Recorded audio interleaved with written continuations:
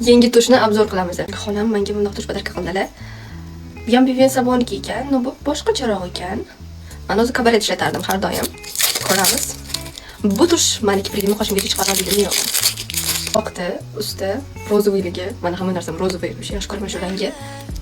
Buni ochamiz. Sekundu shas deydi. Mission completed. Этот звук вообще топ. Еще уточка. Ko'ramiz.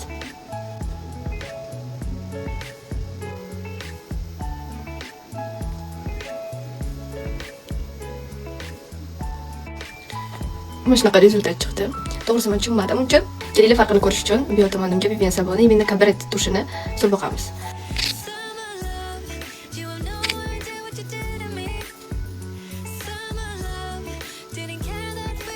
Итак, birga bo'yab oldim. Hozir makiyaj tugatib, rezultatni ko'rsataman.